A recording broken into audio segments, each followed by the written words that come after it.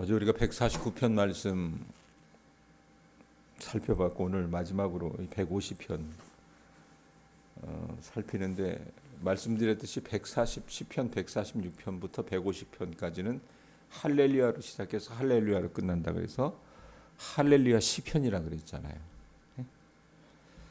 자, 그 할렐루야 시편 가운데 제일 마지막이 오늘 우리가 읽은 150편이고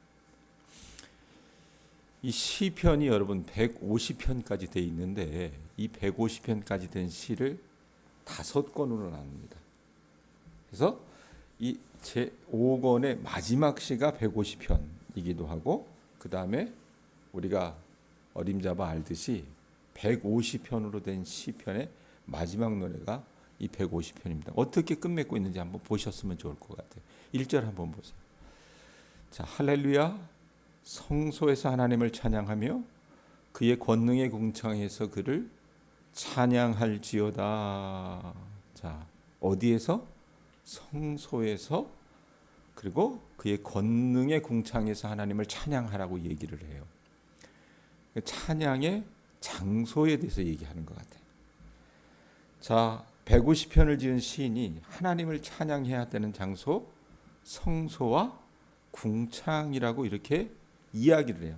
성소는 여러분 어떻게 했습니까? 거룩할 성자, 장소 소자 이렇게 되니까 성전 안에서도 구별된 곳을 성소라고 이야기합니다. 그럼 궁창은 어디냐? 하늘, 우주 공간을 의미해요. 자, 성경에서 여러분 성소와 궁창은 무엇을 뜻하느냐? 하나님께서 거하시는 장소를 성소와 궁창이라고 하는 그 표현을 들어 말합니다. 모세가 시내산에서 십계명을 비롯한 언약의 말씀을 받은 후에 그 말씀을 잘 보존하기 위해서 하나님의 명령에 따라 뭘 지어요? 성막을 짓습니다. 예? 그런데 그 성막을 또 다른 표현으로 어떻게 표현하냐면 회막이라고 얘기해요. 이게 만남 회자, 모일 회자에 그 다음에 성막 할 때 그 막자거든요. 그러니까 만남의 장소, 우리로 얘기하면 만남의 텐트라고 보시면 될 것 같아요. 누구와 누가 만나요? 하나님과 그 백성이 만나는 장소가 성막이고 성소일 수 있다고 말입니다. 그래서 그 성막에 가면 하나님을 만날 수 있는 것이었어요. 하나님께서 거기서 그 백성과 만나 주시겠다라고 말씀하시는 거예요.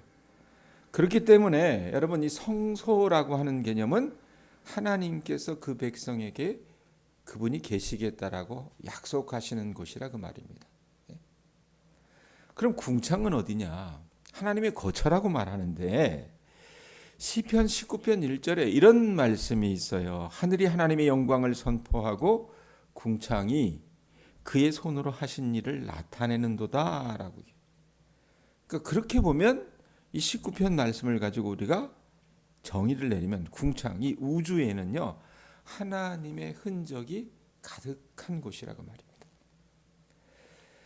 그래서 오늘 말씀해 보면 뭐라고 얘기합니까? 1절 다시 보세요. 성소에서 하나님 찬양하고 권능의 궁창에서 찬양할지어다 이렇게 얘기하잖아요. 그러니까 성소와 그 궁창, 우주에서 찬양하라고 하는 말은 하나님이 임재하시는 그곳에서 그분의 백성들은 찬양하라는 얘기입니다.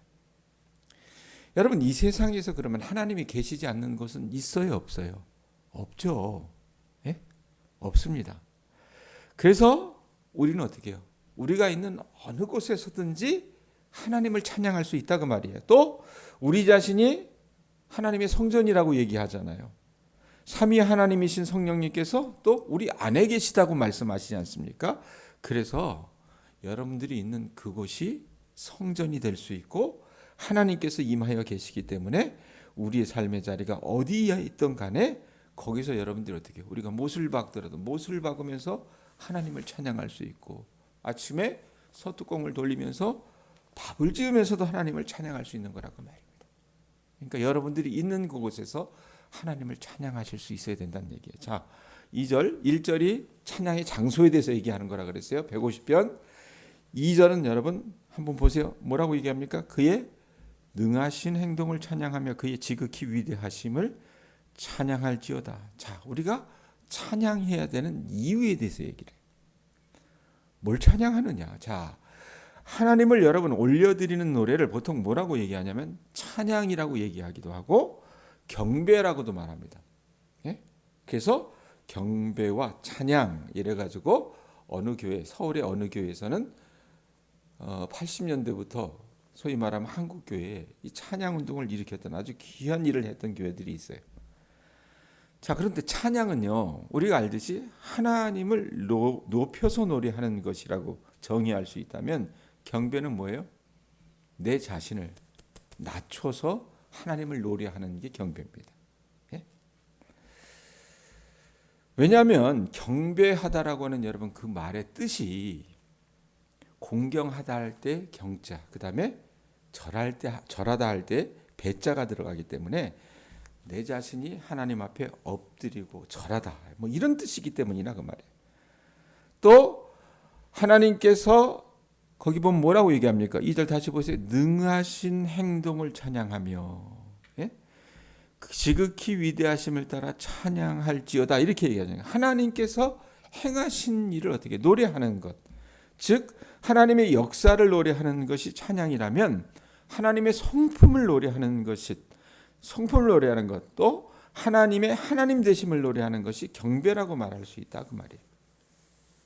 여러분 우리가 우리 삶을 한번 돌아보셨으면 좋을 것 같아요. 돌아보시면 하나님께 찬양드리고 하나님을 경배해야 될 내용이 정말 많은 것이 우리들의 삶이 아닐까 싶어요. 우리가 하나님께 드려야 하는 최고 최대의 찬양은 어떤 겁니까? 하나님께서 나같이 초라하고 볼품없는 이런 우리를 택하여 주시고 구원해 주셔서 하나님의 자녀가 되게 해 주시고 이렇게 신앙생활하면서 하나님 나라의 백성이 되게 해 주신 그것에 어떻게 먼저 찬양하실 수 있어야 된다는 얘기예요. 또한 인생 살아가다 보면 여러분 어떻게 해요? 우리가 진흙탕 같은 그 삶을 살 때 하나님께서 우리를 건져주시고 우리의 고집으로 엉뚱한 곳으로 가던 우리의 인생길을 바꿔주신 것을 인해 우리가 찬양할 수 있다고 말입니다.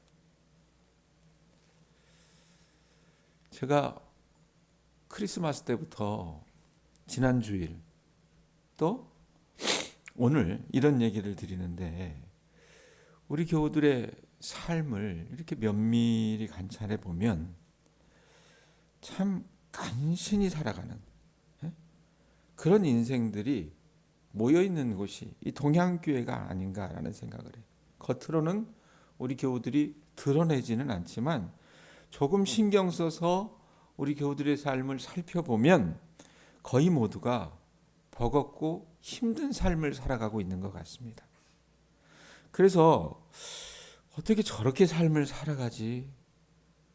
나라면 인생을 포기할 수도 있을 것 같은데 정말 딱 죽기 직전, 일보 직전의 삶일 수 있겠구나라는 생각을 하기도 했었는데 그런데 그런 그들의 안타까운 삶을 보면서 또 하나 발견한 게 있는데 그게 뭐냐면 그런 간신히 살아가는 간당간당 매달려 있는 우리 교우들의 삶을 여러분들의 손을 붙잡아 주시는 하나님의 은혜를 또 발견했습니다. 너무 힘든 삶을 사는 게 안쓰럽기는 했지만 그 속에서도 이제껏 그들을 돌봐주시는 주님의 사랑을 생각하면 여러분 우리 교회가 우리 교인들의 삶이 주님을 찬양할 수 있는 또 다른 자리일 수도 있겠구나라는 생각을 제가 했습니다. 그러기에 여러분 우리가 이곳에서 할 수 있는 일이 뭐겠습니까? 하나님을 찬양하고 경배하는 일일 수 있다라는 얘기입니다. 3절에서 5절 보세요. 자, 1절이 우리가 찬양해야 될 장소, 2절이 찬양해야 될 이유, 3절에서 5절은 그럼 뭘 가지고 찬양하느냐? 악기를 가지고 찬양하라고 얘기해요. 거기 보세요. 나팔소리로 찬양하며 비파와 수금으로 찬양할지어다. 소고치며 춤추어 찬양하며 현악과 퉁소로 찬양할지어다. 큰 소리 나는 재금으로 찬양하며 높은 소리 나는 재금으로 찬양할지어다. 이랬어요. 자, 여기 나오는 여러분 각종 명칭에 여러분 이 뭐 나팔, 뭐 그다음에 거기 보면 비파와 수금, 하프와 뭐 이런 것들, 그다음에 소고 이런 것들은요. 이 사람들의 어떤 악기라고 보시면 될 것 같아요. 예? 그래서 이들이 이 악기를 가지고 하나님을 찬양을 했어요. 예? 찬양을 했다고 말입니다. 그러니까 하나님을 찬양할 때 모든 악기들을 다 동원해서 하나님을 찬양하라고 얘기하는 거예요. 그러니까 한마디로 말하면 하나님을 찬양하는 데는 여러분 뭐 악기가 문제가 안 된다는 얘기입니다. 그거 아세요? 여러분 지금 우리 이 한국 개신교 안에서는 이 피아노 교회 안에 피아노가 있는 거를 보고 어떻게 하나님을 찬양하려면 저 정도에서 찬양해야 되지 이렇게 생각을 하잖아요. 불과 200년 전만 해도 개신교에서는요 이 피아노를요 불경한 악기로 봤습니다. 그럼 하나님을 찬양하려면 어떻게 찬양해야 되는가? 서울에 여러분 돈 많은 교회 가보면 어떤 악기가 있어요? 네? 그 파이프 오르간 있잖아요. 그 정도는 있어야 하나님을 찬양하지 이렇게 생각을 했어요. 이 사람들이 갖고 있는 잘못된 생각이라는 거예요. 네? 우리가 하나님 앞에 찬양할 수 있는 부분들이 있다면 얼마든지 주님을 위해서 어떻게 찬양할 수 있는 거라 그 말입니다. 자, 그러니까 마지막 6절 어떻게 끝맺어요? 6절 보세요. 뭐라고 얘기합니까? 어떤 사람마다 찬양하래요? 호흡이 있는 자마다 여호와를 찬양할지어다. 할렐루야. 숨을 쉬고 있는 사람은 누구나 하나님을 찬양하라는 얘기예요. 예외가 되지 않는다는 얘기예요. 고린도전서 12장을 여러분 우리가 흔히 얘기할 때 은사에 관한 은사장이라고 얘기를 해요. 은사에 관해 설명하기 때문에. 그 12장에 다양한 은사가 나오거든요. 일례로 제가 말씀을 한번 읽어드릴게요. 어떤 사람에게는 성령으로 말미암아 지혜의 말씀을, 어떤 사람에게는 지식의 말씀을, 다른 사람에게는 같은 성령으로 믿음을, 어떤 사람에게는 한 성령으로 병 고치는 은사를 뭐 이렇게 주셨다라고 얘기합니다. 자, 그러면 교회 안에는 지혜의 말씀의 은사를 갖고 있는 사람도 있고 지식의 말씀의 은사를 갖고 있는 사람도 있고 그다음에 병 고치는 은사를 갖고 있는 분도 있어요. 방언의 은사도 있고 믿음의 은사도 있습니다. 그런데 여러분 그 고린도전서 12장에 이런 말씀은 없어요. 이런 말씀은 없습니다. 어떤 사람에게는 성령으로 찬양을 잘하는 은사를, 다른 사람에게는 같은 성령으로 노래를 빼어나게 하는 그런 은사를 주셨다라고 하는 말은 없다고 말입니다. 제가 첫 청년 사역을 했을 때 찬양팀에서 노래를 부르는 어떤 형제 자매를 보고 이 노래를 잘 하지 못하는 어느 자매가 그런 얘기했어요. 나는 저 사람이 부럽다라고 얘기해요. 그러면서 하는 얘기가 저렇게 좋은 목소리로 하나님을 찬양할 수 있다니 이 표현을 하더라고요. 그런데 여러분 찬양은 은사가 아닙니다. 그 말은 뭐냐면 하나님을 찬양하는 데는 악기의 우열이나 악기의 어떤 기천이 없듯이 여러분 우리의 목소리에 좋고 나쁨이 없고 고음과 저음을 잘 내고 못 내는 것도 없다 그 말입니다. 찬양은요 우리 목소리의 기능이나 기교로 하는 것이 아니라 여러분 뭐예요? 내 내면에서 우리의 삶과 우리 믿음의 태도로 드리는 게 여러분 뭐예요? 찬양이란 얘기예요. 아셨어요? 그러니까 음치여도 좋은 거예요. 내 목소리가 갈라져도 좋은 거예요. 왜? 내가 숨 쉬는 동안 말씀에 분명히 얘기하잖아요. 호흡이 있는 자마다 여호와를 뭐하라 그래요? 찬양할지어다라고 얘기했어요. 자, 이게 여러분 오늘 우리가 읽은 말씀의 개략의 내용이에요. 설교자들이 흔히 그런 이야기를 해요. 신구약 성경 66권 중에 끝을 맺지 않은 책이 딱 2권이 있다고 얘기합니다. 신약 성경에서는 사도행전이라고 얘기해요. 왜 그러냐면 사도행전 28장으로 끝나잖아요. 그런데 서울의 온누리교회 같은 경우에는 사도행전 29장이라고 아예 교회 뒤에 그 현수막에다 붙여놔요. 그게 무슨 말이냐면 사도행전 29장의 삶을 삽시다 이렇게 얘기를 합니다. 왜? 사도 바울의 여러분 그 복음 전도의 삶이 거기서 끝나는 것이 아니라 우리가 그런 복음 전도자의 삶을 살아가야 된다라고 얘기해서 사도행전은 29장부터 계속 돼야 된다라고 그렇게 얘기를 해요. 그러고 나서 신약이 여러분 사도행전이 끝나지 않는 마침표가 없는 성경이라면 구약에는 여러분 어떤 성경이 마침표가 없는 성경이냐면 시편이라고 얘기를 해요. 시편 150편으로 끝나는 것이 아니라 151편을 쓰게 해야 된다는 얘기. 그건 누가 쓰는 거예요? 저나 여러분들이 하나님을 노래하는 그 찬양으로 쓰여져야 한다는 얘기입니다. 성경 66권 중에 여러분 가장 긴 책이 여러분 뭐예요? 시편입니다. 여러분 성경 전체가 1189장인데 그 중에서 가장 긴 장, 예? 긴 장을 갖고 있는 게 시편 119편이 여러분 176절까지 있잖아요. 그게 시편에 있고 또 가장 짧은 장도 여러분 시편에 있습니다. 117편이 2절밖에 없어요. 그리고 성경에 여러분 한가운데, 그러니까 우리가 성경을 딱 펴가지고 어떻게 해요? 가운데를 딱 펴면 정확히 시편 118편이 나옵니다. 예?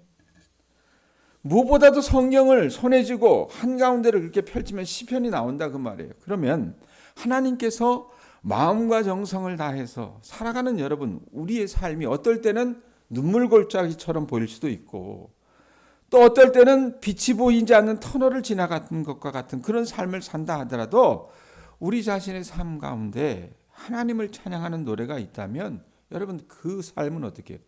그것 자체로 의미가 있는 삶이라 그 말입니다. 예? 제가 사역 3년 차를 거의 마감하는 이 시점에 목사로서 우리 교인들의 삶에 하나님께서 좋은 일만 주셨다라고 하는 주셨으면 좋겠다라고 하는 그런 바람을 가지고 새벽마다 기도합니다.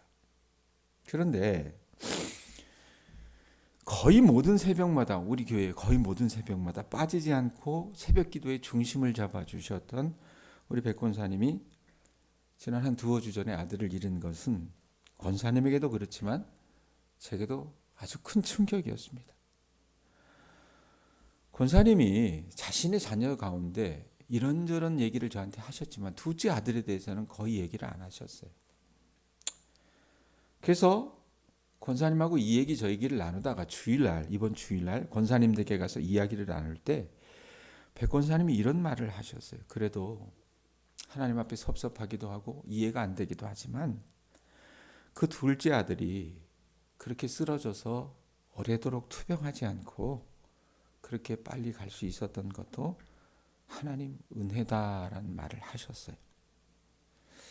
아마도 여러분 백 권사님의 그 고백은 어떻게 보면 할렐루야 여호와를 찬양할지어다라고 하는 이 표현의 또 다른 어떤 고백이 아니었을까라는 생각을 합니다. 마찬가지로 권사님의 삶이 그랬다면 우리 교인들을 봤을 때 제가 간신히 살아간다 그랬잖아요. 간신히 살아가는 우리 교우들의 삶을 제가 이렇게 보면요. 솔직히 어떤 분은 저 양반이 신앙이 있나 하는 생각을 할 때가 종종 있는 분도 있습니다. 주일날 집 앞으로 차가 안 오면 교회 안 오겠다고 예배 끝나고 나가면 저한테 어떻게 해요? 그냥 푸념하는 분들이 있어요. 그런데 재미난 건 뭐냐면 주일이면 그런 분들은 열의를 제쳐두고 꼭 교회에 나오십니다. 그러니까 목사의 얕은 눈으로 보면 그분들은 믿음조차 없는 그런 사람으로 보일 수 있겠지만 좀 더 세밀하게 관찰해 보면 볼품 없어 보이는 그들의 믿음의 한 구석에는 시편 150편의 이 찬양이 조금이라도 남아있지 않을까라는 생각을 오늘 새벽 말씀을 전하면서 제가 좀 해봅니다. 자, 그렇다면 이 새벽에 나와서 하나님의 말씀을 듣고 기도하려고 하는 저나 여러분이나 여러분 우리를 의지하지 마시고 이제껏 초라한 우리의 삶에 믿음을 심어주시고 일하고 계신 하나님을 간신히 살아가는 우리 삶 가운데서도 한번 찬양해 보실 수 있었으면 좋겠다라는 생각을 합니다. 그러면 그것이 여러분이나 저나 써내려가는 또 다른 시편 151편이 될 줄로 믿습니다. 그래서 우리 교우들이 어떻게 보면 내가 하나님 앞에 소원하는 것들을 하나님께서 이루어 주셨으면 좋겠다라는 마음으로 주님 앞에 나와 기도하지만 하나님께서 지금 당장 응답을 주시지 않는다 하여도 오늘 말씀에 있는 것처럼 여러분들이 어느 곳에 있든지 어떤 상황 가운데 있든지 간에 우리에게 하나님께서 호흡을 주셨기 때문에 그 호흡을 가지고 여호와를 찬양하는 삶을 살아나가는 우리 교우들 되실 수 있기를 주님의 이름으로 축원드립니다. 기도하겠습니다.